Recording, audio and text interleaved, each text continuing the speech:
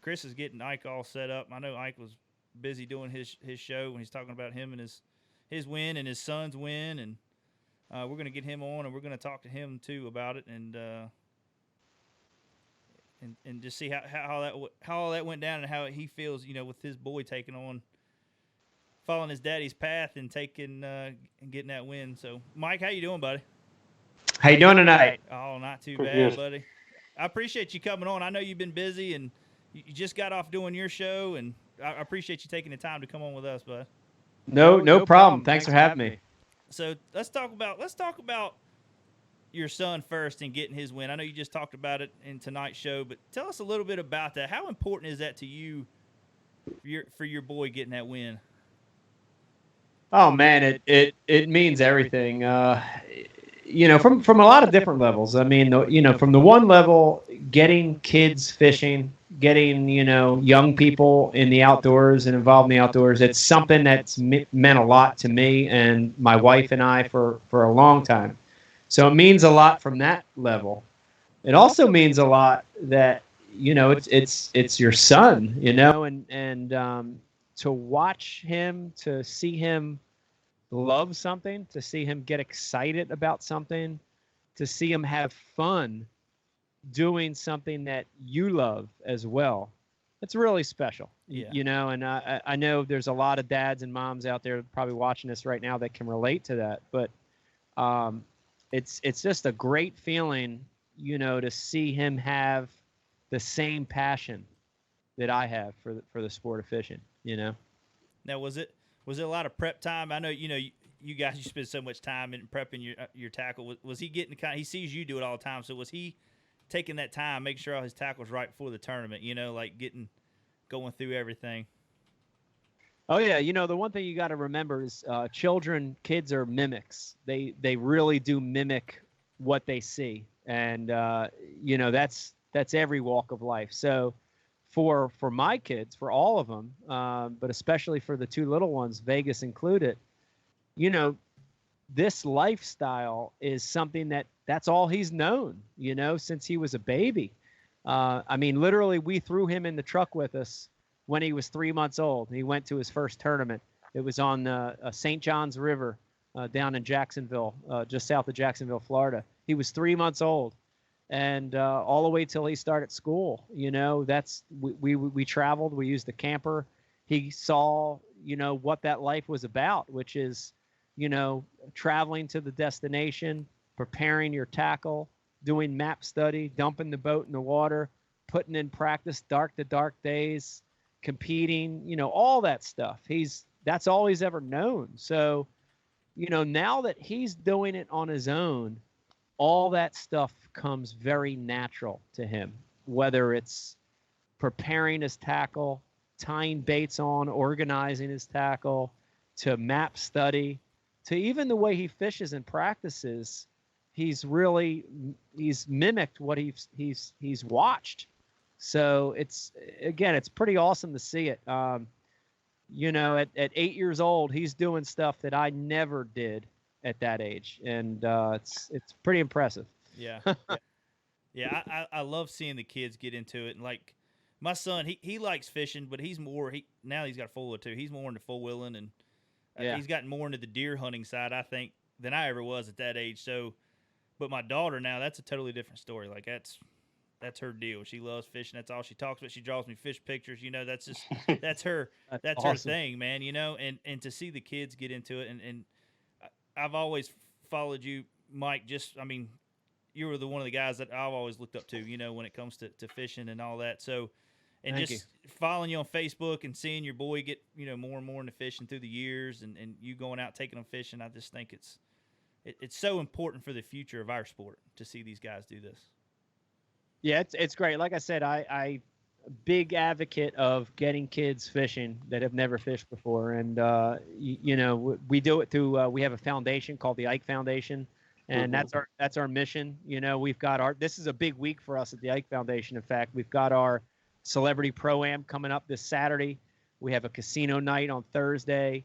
We have a kayak event on Saturday as well, a family fun fest. And, basically we're trying to get people fishing, especially kids that have never fished before. And, I mean, you hear it all the time, but it can change your life. For sure, for me, for a lot of my friends, we grew up not far from the city of Philadelphia. There's a lot of other stuff that we could have been doing that wasn't as good, and fishing really changed our lives. Yeah. I mean, there's a lot of guys that, just for adult wise, how it's changed people's lives that, that were, recovering drug addicts, alcoholics, or getting out of jail. It's things like that that saves their lives. It gives them a hobby that keeps them busy. They can't get into trouble so much. So, Right. Yeah. it's just awesome to see that growing, and the Ike Foundation, how much it's grown. Every year I keep saying I'm going to fish that event, and especially when I got into kayaking side, I was like, I really want to fish that event, but everything comes up. I never can make it. So I'm hoping here in the next year or two I can make one of those events. But y'all do such a great job of getting all the, now the MLF guys, elite guys, all that into it. It just brings a lot of good attention to it. Well, we'd love to have you up here. Yeah. Yeah. It's a good event. So let's talk about the James River event. I mean, you got your win there. I know that's big. You're really good on tidal river systems, which, I mean, you've grown up, I guess, fishing that from where you're at. So, but we know you love chasing you talk about it a lot, chasing the tide. Was that something big you did in the James, or did you kind of stay put and fish just real good key areas? How did that work out for you? Yeah, I do love tidal fishing. My home body of water that I grew up on since I was just a little kid is the tidal Delaware River, which is the extreme of tidal water fishing. It's got a 7-8 foot tide on it twice a day. But yeah, I did on the James last week. I did chase the tide again, and I would honestly, if I look back at my career in tidal water fishing, I'd say 75% of the time, that is my preferred way to fish on tidal water, which is chasing low water. And I did that on the James. And, simple formula, whether you're on the East Coast or the West Coast, if you're fishing a place that has tide, the general formula is the last 2 hours of outgoing and the first hour of incoming is what I look for. And, it's just simple mathematics. On that low water, it puts the fish in more predictable places. It concentrates the fish. And, I think the other thing in tidal waters, I think a tidal water bass learns to feed on low water. As his life, goes on from a fry all the way up to a 2 or 3 pounder, that fish learns that his best opportunities to eat are on low water. And, that's why a lot of times it gets tough, on a mid to high tide. So, I chase low water. I was able to find 6 different creeks in about a 10-mile stretch of the upper James where I could rotate between those creeks and stay with low water or lower incoming water, which was key to me all week. And, every day when that tide got too high, it really, really dramatically slowed down, and it got hard to catch them. But in that first part of the day when that water was low and then the water just started coming back, man, you could catch them. And it was, it was one of those ones where everything worked out. You hear about timing all the time, and timing on tidal water. And it's so important that literally you can miss it by 5 minutes. I can't tell you how many tournaments I've fished in tidal water in the past where I was 5, 10, 15 minutes late, and I was in the best area on the entire river, but I missed it by 5 minutes, and they didn't bite. That really happens. That happens. That's not an exaggeration. And on the James River, in the past, I've missed it before. My timing was a little off, and last week it was just one of those weeks where I was spot on. And when I made a decision to move to go to a different creek and re-catch some tide, it was the perfect move. And I just caught the tide right everywhere I went, and it doesn't happen all the time. It was a special week. Yeah. Now, when you're running tide, is there key things that you're looking for that hold them fish? Lay downs, stumps. What are the biggest thing you're looking for at a low tide situation? Is it mainly kind of like stumps? Because grass. I mean, how does grass play out for you in a low tide situation? What maybe I should ask. Yeah, I mean, you actually hit every point right there in that question. The low tide, again, it concentrates them, but you also you look at where you're fishing in that low tide, and you look at what depth is available, what's left with some kind of water on it. In a lot of tidal systems, a creek or a pond or a backwater, let's say it's only got 5 foot of water in it on a mid tide. So when that water drops, it takes a lot of cover options out of the equation. And a lot of times on that lower water, you're fishing what's left. You're fishing whatever is available that still has a foot or two of water on it. And that can be hard stuff. That can be wood. It can be rocks. It can be pilings. It can be grass itself. So it makes the fishing more predictable, low water. And then you mentioned grass. And to me, in tidal water, that's the magic equation when you have it. Every place that I fished had grass in it. I didn't catch them on grass, but it had lily pads. It had eelgrass. It had some hydrilla. And when that water gets sucked down, it comes out of all that grass, comes out of the pads, it comes out of the eelgrass. And the only stuff left a lot of times are those hard targets. It's the last available stuff. And that's exactly what I targeted last week on the James. Everything I caught fish on was, the lay down. It was a stump. It was a twig. And it was the last stuff that had water on it. And it puts the fish in predictable places. And a lot of times you don't have to finesse on those scenarios. I never picked up a spinning rod in 3 days. I was able to power fish with 3 lures all week. A missile mini flip, 1/2 ounce black and blue jig, did a lot of my damage when that water was low. As it started coming in just a little bit, I'd switch to a vibrating jig. I fished a Mullix Lover, 1/2 ounce black and blue. And then when that water started getting high, and as that bite started getting really tough, I switched to a crankbait. And I did that because I wasn't able to visually identify the targets. So I was using a crankbait to feel the targets. And I also did that because those fish stopped actively feeding when that tide would start coming back. And the crankbait deflected off of that stuff really fast retrieve, sort of made the fish bite. I didn't give them an option. I sort of made them attack it. And a lot of the fish I caught on the crankbait, they weren't always hooked deep in the mouth. They were hooked on the side of the face. They were hooked on top of the head. They were reacting on it, so it was a neat week because I never had to finesse fish, not once, Yeah. That's what's cool about them areas like that. You don't have to go to that. You don't have to go to the drop shots because power fishing is the way to go. I mean, I throw drop shots at Smith all the time. That's kind of how I went to Louisiana. I go to Louisiana thinking, man, I done spent all this money on D-bombs and destroyers and go down there and it's a Cinco bite, on all that stuff. And I'm like, man, this sucks. I wanted to get into power fishing down here, but that was what they're biting, kind of fish the moment like you always talk about, and I just couldn't ever do it. I kept wanting to make that flipping bite work. But when it comes to practicing on a tidal river, you know that you're fishing for hard objects when the tide's down. Do you kind of make those practice runs, chasing the tide to see how it is, or do you just kind of just stay in the area and look around at everything? How do you practice in a tidal river like that? Do you chase the tides, or you just kind of stay in areas and flip around and see what you find?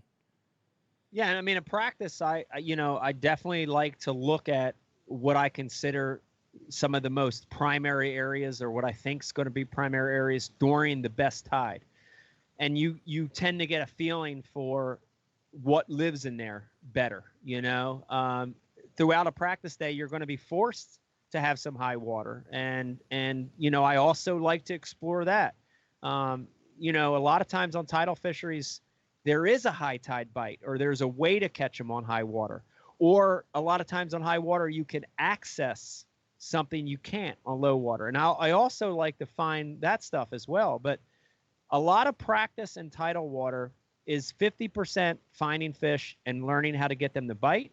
But the other 50% is figuring out how to get there. Last week on the James, getting to the fish that I fished for was the hardest part of the week. And I don't want to say that sounding pompous. The fishing wasn't easy either, but getting to the fish was tough. And in practice, I really learned how to navigate extremely shallow mud flats. I learned where the bends were running back in a creek. I learned where those giant cypress trees that were submerged were laying, so I didn't knock the lower unit off. And, I did a lot of that work in practice. And, one of the big benefits to learning how to get to those far away or really deep places like that is you lose the pressure. And it was one of the things that helped me win last week for sure. When I look back on it, is I never had any boats fishing way in the backs of those creeks. I was fishing the trout. Oh, I call it a trout stream pattern, but I was fishing where the stream itself necked down almost to a little feeder, to where a lot of times it was wide as the boat or just a little wider than the boat. And those fish just didn't get a lot of pressure back there. And getting to them was tough. But once you got to them on that low water, they bit pretty good. Yeah. Now, did you have any, in those events you got a co-angler with you, do you get any of them, get that puckering action when you start running back there in those shallow water, like looking at you funny as you're running, hey man, are you really about to run through this? Do you get a lot of that? Oh, all of them. It's kind of funny because I was actually myself intimidated a little bit on some of them runs, but I don't want to make them think that I'm intimidated, because then they'd really be bad. But a couple times I looked over there and I saw them, squeezing the oh shit handle as hard as they could. See their butt lifted a little off the seat, but it is, getting to those fish was key. The other funny thing that happened is several times during the week, I'd have canoers and kayak guys way back in those creeks that would paddle past me, and they would be looking up at me. And I swear, dude, that I'd be like, "Hey, how you doing?" They wouldn't even say anything back. They were just so shocked that I was back looking at me like I was an alien. Yeah. You got to watch them kayak guys, man. Yeah, you do. Yeah, that's crazy. That I've seen guys, like when we was up there at the Chickahominy fishing last year, and some of them guys run in when there's a low tide, and you'd see them run. The one flat I was fishing near, come running right through that, and I'm like, there ain't no way they're gonna make it. And they bog it down and keep on going, never slow down one bit. I'm like, gosh, dang almighty. But I'm glad I ain't around with that guy. But but anyways, no, that's just awesome to see. Like say, getting them bass boats back in there. And I know you're one of the ones that really test your equipment getting to that stuff. So. Yeah, I definitely, I did things with a glass boat last week that I should have never did with a glass boat. But that's, it's part of it. Honestly, it's been part of my strategy in tournament fishing ever since the very beginning. Even when I club fished back home, you're always looking to get away from the crowds. You're always looking for something special and magical.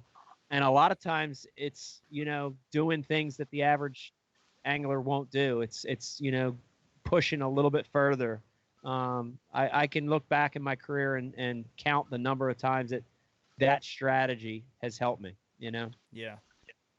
James, you want to cut? We're going to let James go in kind of, normally do our in-depth segment and talk about, a certain technique this time of year, but being that you won on the James and it's this time of the year, I'll let James kind of take over on like your rod setups and each bait and how, any kind of things you do with each one to make it a little bit better. So James, I'll let you take that over. All right. What type of stuff do you do with your DT6s? Do you do anything, or do you just use them right out of the package?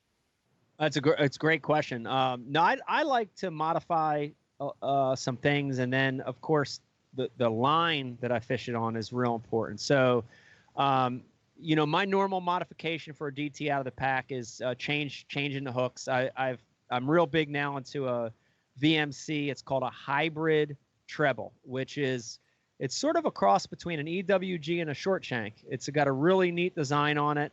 And I generally go one size up on the belly from what comes on the factory. So on a DT6, I'll go ahead and put a number 4 on the belly, and then I leave a 5 on the tail. And the reason I do that is I get a little better hookup percentage. I got more bite on that belly hook, and the bill of the bait protects that belly hook, so it doesn't affect it hanging up anymore by upsizing a little with those VMC hybrid trebles. The other thing is the line, and I will play with line to alter the depth that the bait runs. A lot of times I'm fishing a DT6, I fish it on 10 or 12, and that allows me to get it about 6 feet. There are times when I want to get a DT6 7 or 8 feet, and I'll drop down to 8. I've dropped down to 6 before to try to get a couple extra feet. But on the James River last week, it was actually the reverse. I was fishing in these backs of these little creeks that were shallow, even on a high tide. And I fished it on 17-pound mono last week. And the 17-pound mono made the bait a lot more buoyant and kept it a lot higher in the water column. So I was actually getting that crankbait to run about 3 to 4 feet by using heavy monofilament. So I play a lot with the line. I play a little bit with the hooks, and I used to play a lot with colors on DTs. I used to be really big into fading lures, and painting lures, and all that stuff. But with Rapala, I got to design the Ike's custom ink colors. Shoot, I guess going on about 6 or 7 years ago now. And so a lot of these colors that I'm throwing are colors that I would modify back in the day, and now I don't have to. I just pull it out of the pack. And last week I used a color called Old School, which is God bless you. God bless you. Old School color, which is almost like an old faded chartreuse with a black back. And it was based off an old Bagley's color that I fish on tidal rivers for years and years and years. So I make a few modifications, but color-wise, right out of the pack. Yeah, I know a bunch of people used to take them out and throw them in the windshield of their vehicle. Oh, yeah. First off, and let them fade down. There's special colors I still have that I still do that with, but you can't buy them no more. Yep. On your vibrating jig, what type of setup were you using with that? Yeah, vibrating jig. Vibrating jig to me is one of those ones now that you have to have it tied on. It's like if I have 20 rods in my rod locker, I have it on. If I have 5 rods in my rod locker, I'm going to have a vibrating jig on. It's that important of a category anymore, And I fish the vibrating jig on the same exact setup I do a spinnerbait or a buzzbait. So when you look at the dynamics of a vibrating jig, a spinnerbait, or a buzzbait, they all have a big single hook in the back. And because of that, I want a certain rod, and I use a 7-foot medium action graphite rod. And that rod to me is the perfect complement, because I don't want a super stiff rod, because I want the fish to get the bait in its mouth. If it's a buzzbait, if it's a spinnerbait or a vibrating jig, I want the fish to grab it and get it. But I also want some backbone to be able to set the hook home on that big single hook. So a medium action graphite rod for me is what I prefer. I designed one for Abu Garcia. It's an Ike series, 7-foot medium power series rod. And then, on reel, I try to let the conditions dictate on what gear ratio I go to. Last week they seemed like they wanted everything moving a little bit faster. So I fished it on an 8-0-1 Abu Garcia Revo Ike. But and when it's colder, a lot of times, if the fish are more lethargic, I'll drop down to a 6-6-1 on my gear ratio and slow it down a little bit. But 7-foot medium rod, fast gear ratio, low profile casting reel. And then I went ahead and used 20-pound fluorocarbon. I felt like the fluorocarbon was giving the bait a little extra vibration, and using that heavy line allowed me to fish it around all that wood. The wood had barnacles on it. It gave me a little more comfort on fishing around that heavy stuff. What type of colors were you using? I kept it real simple. Last week, if you looked at the colors of my baits, they were classic tidal watercolors. And the reason is twofold for that. One is confidence, but the main reason is mimicking the forage. And my jig was a missile mini flip, black and blue, and I used a flipping blue chunk on the back. And if you look at that flipping blue color, it's almost like a translucent sapphire And then on the vibrating jig, same thing, black and blue with a sapphire. It's called Ike Sapphire Blue double tail chigger bug on the back, which is basically like a double tail grub. And the black and blue color on the James River was working so good because they were eating crawfish. But here's the real kicker. A lot of those fish were eating crabs. Crabs. And in practice, I can't tell you how many times I'd be in the back of one of those creeks and I'd look down and I would see a little blue crab, 3 to 5 inches long, just easing by in the current. And they all had that very pronounced blue color to them. And so it was real key. The black and blue and then the blue trailers were super key, That's awesome. Yeah, I've fished there many times, but black and blue has always been a really good color. Yeah. Up there. Staple color. Yep. I don't have anything else I've read so many articles and everything about what you did up there anyway. Josh, are you there? Yeah. I my main thing is just like when it comes to, I just got one question. When it comes to picking trailers for your vibrating jigs, the reason why we talk so much about vibrating jigs, it's been a big hot topic here lately with some things we've been doing. But when it comes to trailers, is there a rhyme or reason why you pick certain ones? I mean, like you can use so many different like paddle tail swim baits, and you see guys using, chigger crawls or, D-bomb stuff. What how do you pick your trailer for each condition, I guess? Yeah, it's a great question. There's a handful of guys out there that fish one trailer on a vibrating jig all year round. You look at Brett Height, he fishes at Zako all year round. You can't argue the success he has with that. But for me, I pick the trailer on my vibrating jig exactly like I would a trailer on a flipping jig. And so what that means is I let the water temperature and the activity level of the fish dictate what kind of trailer is on there. And generally, I can break it into 3 categories. When the water's extremely hot, like what we had on the James last week. So if the water's hot and the fish are super active, right? Hot water fish, their metabolism's juiced up. I like a trailer with a lot of action. I like a double tail grub. That chigger bug that I threw last week's basically a double tail grub. I like something with a ton of action on the back of that vibrating jig. When the water temperature's moderate, so now let's talk about, spring or fall when your water temperature is not at its hottest, but it's not at its coldest. It's moderate. I like a trailer that has moderate action, right? A chigger crawl is a great example, a speed crawl, something with just little tiny movement to it, little curls, not big curls, but little curls on the back of it. And then finally, a vibrating jig when the fish aren't active at all and the water's cold. I want a neutral type of trailer on the back. And, that's when I'll go to more of a chunk style trailer.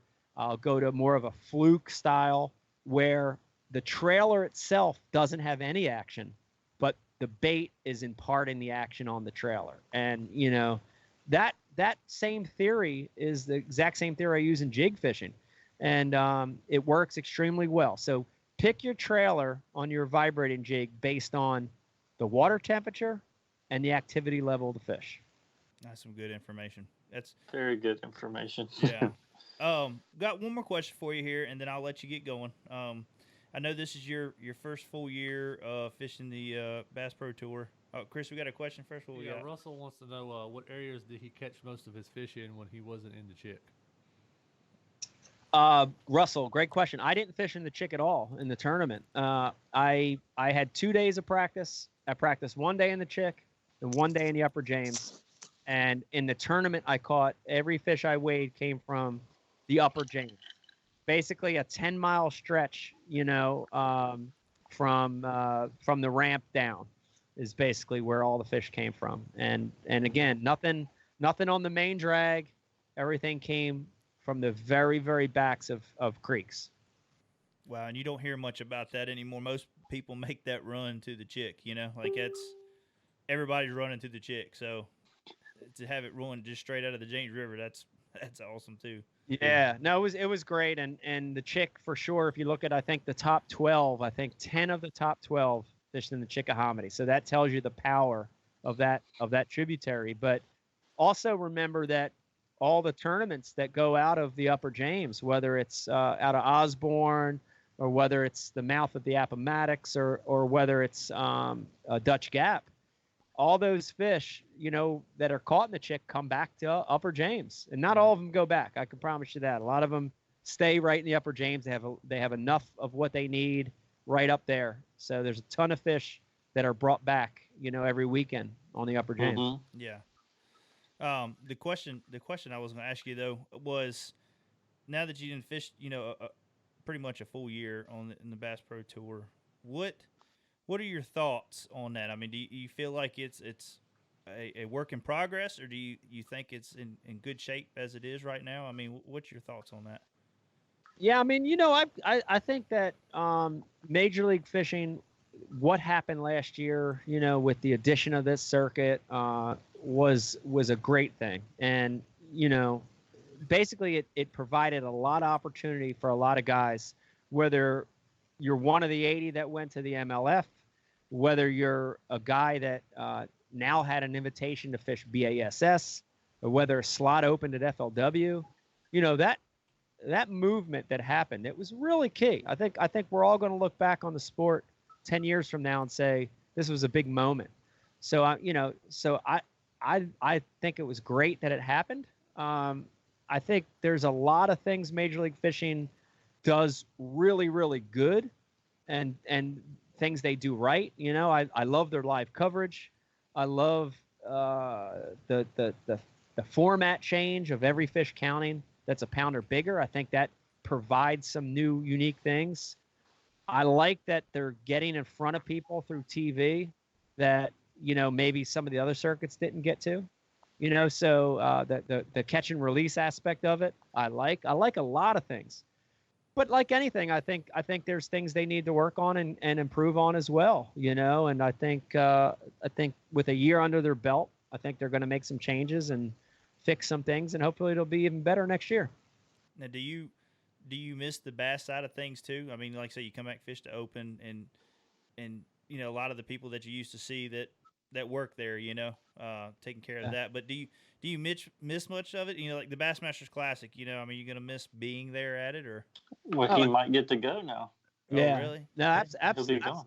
yeah, absolutely. I definitely miss bass, fishing those events, miss the people, miss weighing fish, I miss the crowds at weigh-in. There are definitely things that I miss at bass. And, I can tell you that I'm going to stay a part of bass, for the rest of my career, whether that means just fishing opens or whether it means participating in bass events with my son. I'm going to stay a part of bass for the rest of my career. And, the thing about it for me is that I think there may be some anglers that had